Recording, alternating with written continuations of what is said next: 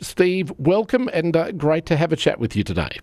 Oh, thanks, David. Yeah, looking forward to it. Now, Steve, you texted into the show last week and voted for Men at Work's Down Under in the fast forward rewind choice that day. And in your text, you wrote, "We sang along to it in England, not knowing 20 years later that we would become proud Australians." So that song came out in 1982. So how old were you in 1982 and where were you living? Tell me.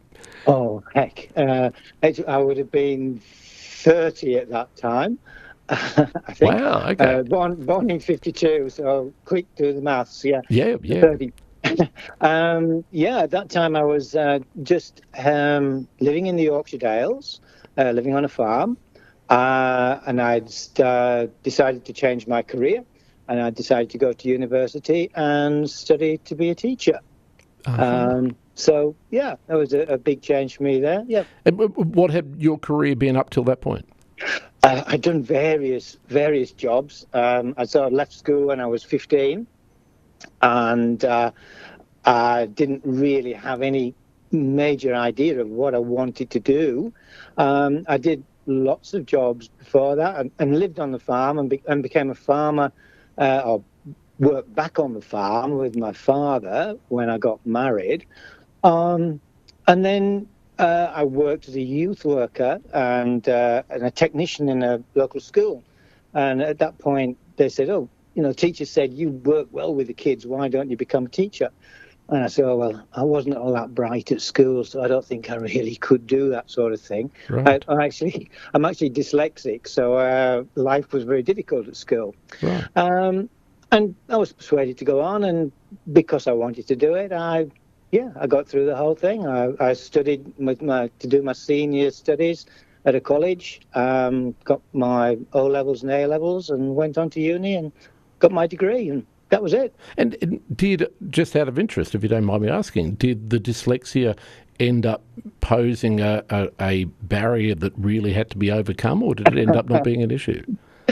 Yeah, it was. When Right. you're asked to write a sort of 3,000-word dissertation, and you don't have computers at that time, so I would write it out. My wife would check it all, correct all the spelling mistakes and everything else, and then I would rewrite it again, and then she would check it again and correct all the other mistakes in it. So each dissertation took me about 3 times to draft it through. So, Wow. Gee. but my lesson plans, I'd got to be very, very careful because obviously I didn't want to make a fool of myself and write something on the blackboard as it was at the time and to incorrectly spell things. So I would make sure that my lessons were meticulously planned, everything was written out so I could basically copy it onto the board without making a fool of myself. So it sounds like, so you must have really wanted to do it. If it was still, it sounds like, without overstating it, it was probably twice as hard, in terms of the logistics and the mechanics of doing your degree as it would have been for the other people who you were studying alongside. You must have really wanted to do it. Yeah, I think so. Yeah, you're right. I mean, I really wanted to do it. I think I really wanted to prove to people that I could do it. But I was so interested in it that it didn't seem to be a chore. It's what I wanted to do. And so, I worked really hard to get there. And what was it, just to go back to Down Under in that period of time, what was it that was so appealing? I mean, I guess about that song, but also the idea of moving to Australia, or had that idea not even started to sort of ferment in your brain at that stage of the game? No, not at all. Australia was nowhere on the horizon for us at all. Right. Okay. Once I got my degree, we moved down to Oxford. That was where I got my first teaching job, and worked in Oxford for up until 97. Right. And in 97, I came across the idea of doing a teacher exchange. And so it looked like a good idea. We fancied to do an exchange to New Zealand because my wife was brought up in New Zealand. And so I went off down to London for an interview to see if we could do an exchange. The exchange just entails you basically swap jobs, houses, etc., with a person from one of the other countries. They didn't have any positions in New Zealand, but they did show me a position in Queensland. And I had a good idea where Queensland was. Yeah. And they showed me a photo of the house, and it was a little Queenslander cottage, and you got a palm tree in the garden.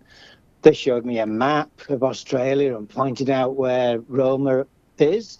I rang my wife afterwards and said, oh, this is going to be brilliant because we're going to be surfing every weekend. The map was an A4 map, wasn't it? So when I got back home and we got the atlas out, I think, oh, heck, I think we've made a big mistake here. This is not going to be the sea view that we thought it was going to be. And were you that dismayed that you thought about changing your mind, or did you just think, oh, what the hell?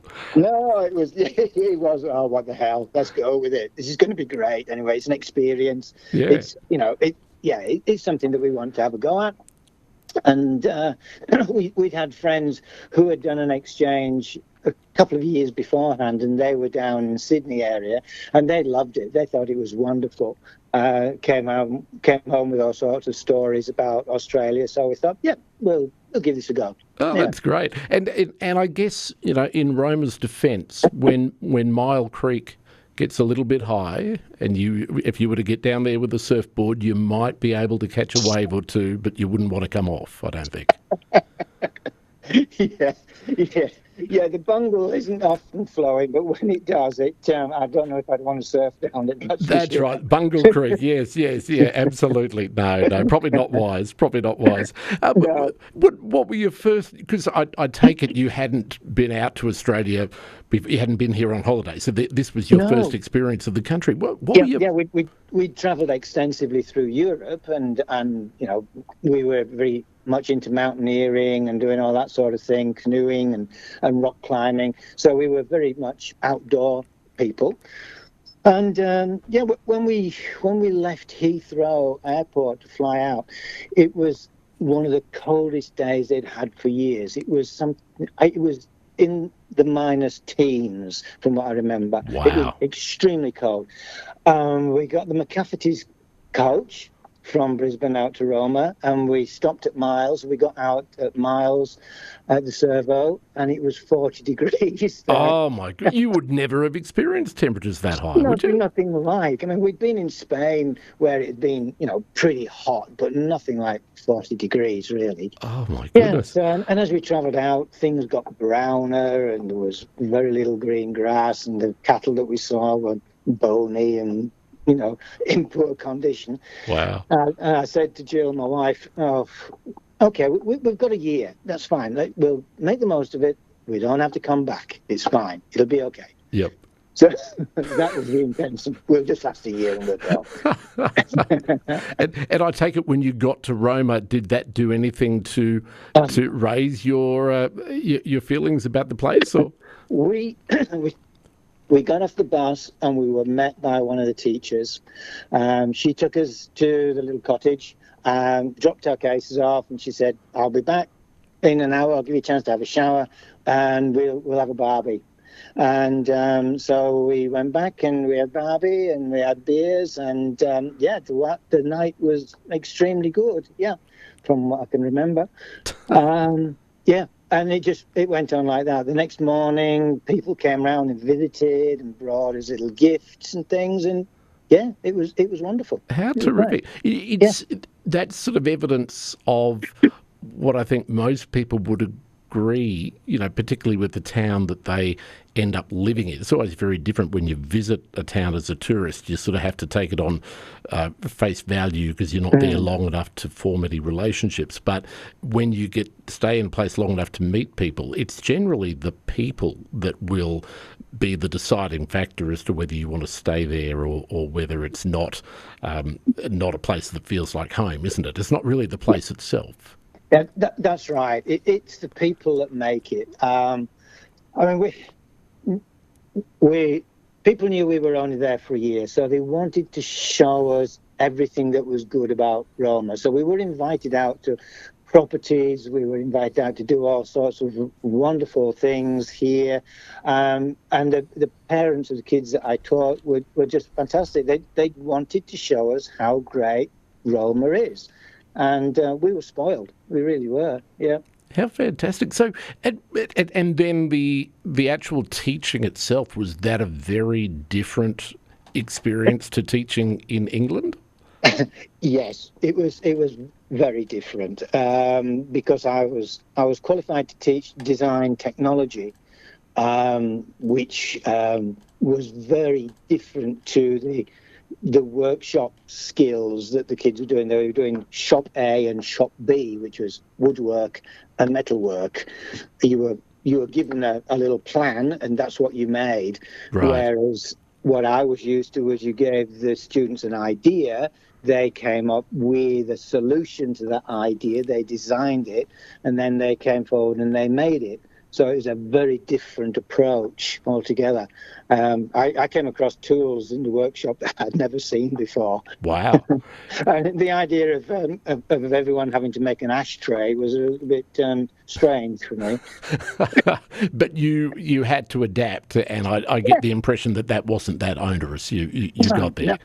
No, it was great. I mean, I soon fell into the plan, and and the kids were great. And some of the students that I taught were amazing. Some of the kids that came off properties, I mean, they could weld things, and they knew things about these tools and everything. And just their skill sets were incredible. I'd never come across it before. It was wonderful. Yeah. It might have been, dare I say, it might have been a different experience if you'd taught in a city, but then that would probably be the same, teaching in a big city in England, I would imagine, compared to a regional town. Kids have to be more independent and more knowledgeable and more more able at a younger age, I think, if they work on a farm or in a regional area.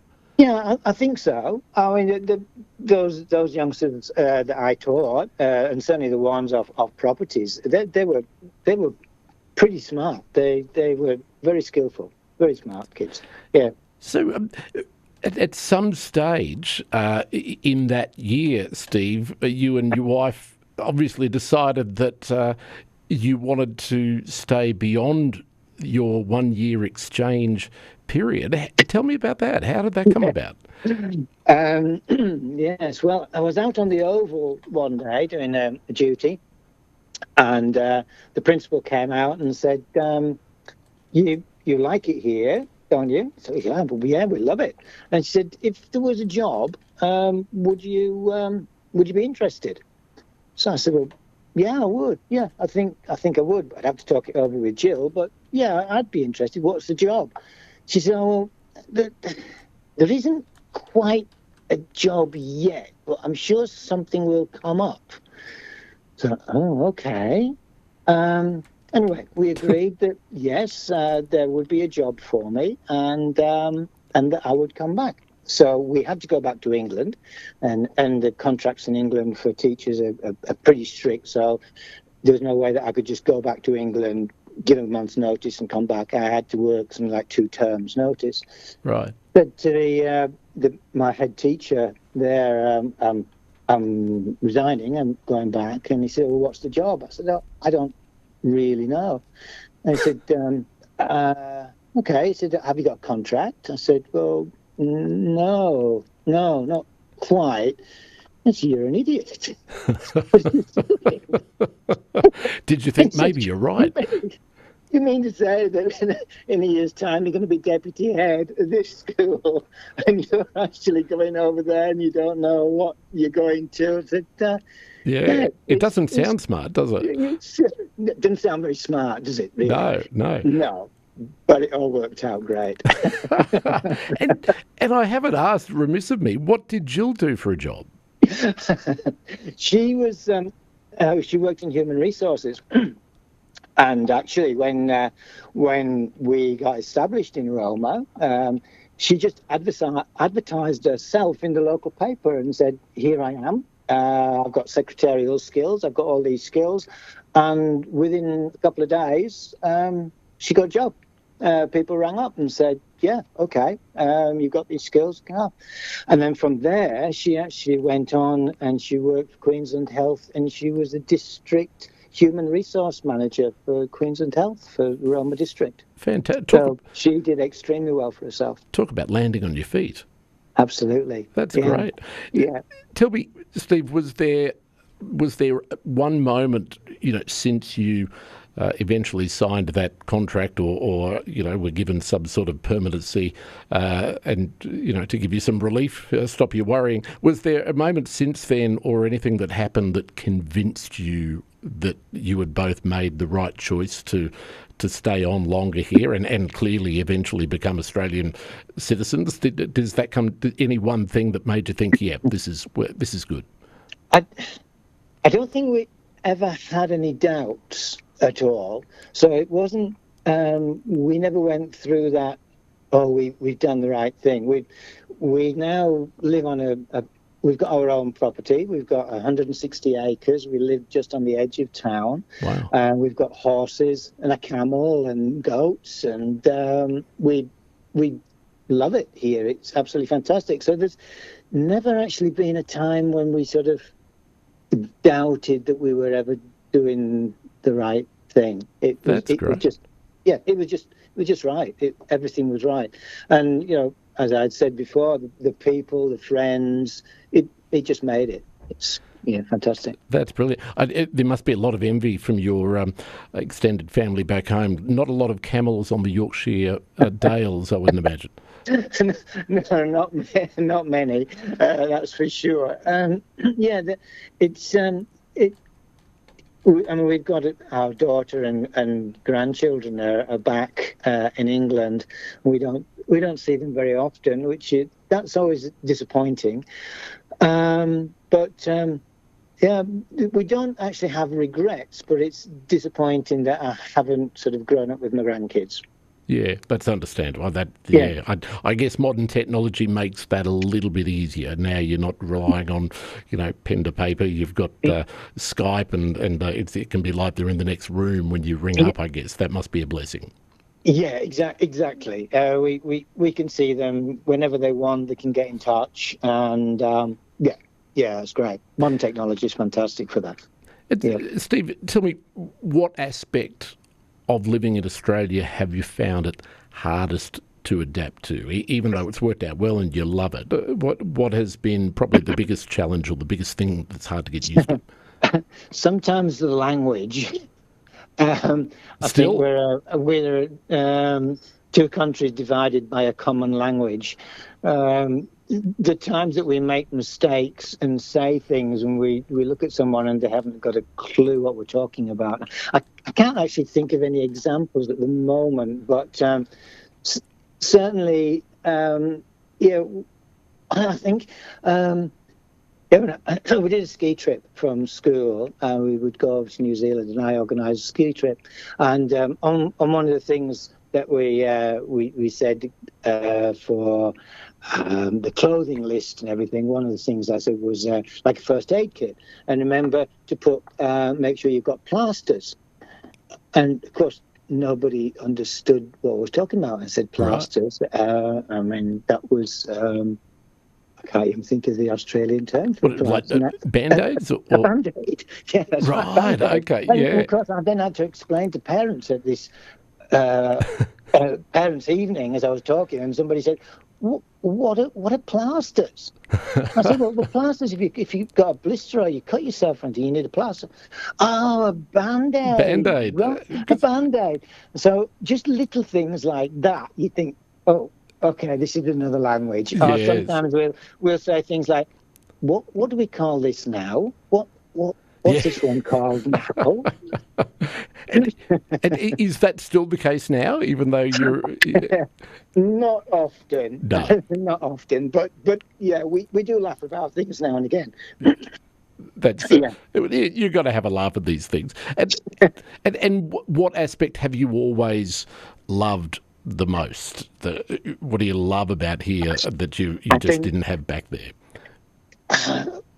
things that we didn't have, that big sky. When we go out on an evening into our garden or out into the paddock and we see that huge Australian sky, that even though I've been on some of the biggest mountains in Europe, this sky that we've got is just huge, and it's just amazing. And the animals, incredible animals and birds that we've got. We've got parrots, and we've had black swans on our dam, and we've got pelicans, and the nature is just incredible. Kangaroos are trying to get into the garden, things like that. It's those things are just wonderful for us. Even now, we just get excited when we see kangaroos at the bottom of the garden. Oh, that's fantastic. Yeah. Do you think like we do that? Oh, wow! Because we live in Whitcott, and even just driving out of our estate, and we're hardly remote, but there are still roos around, and I often think, gosh, here's me worried sick about running into something that Americans and English would just be beside themselves to see. Like kangaroos are a hazard over here, whereas they're a bit of a novelty for everywhere else. I would imagine your view, it doesn't sound like your thoughts on them have changed. They're still exciting. They're still exciting, even now, yeah. Oh, that's great.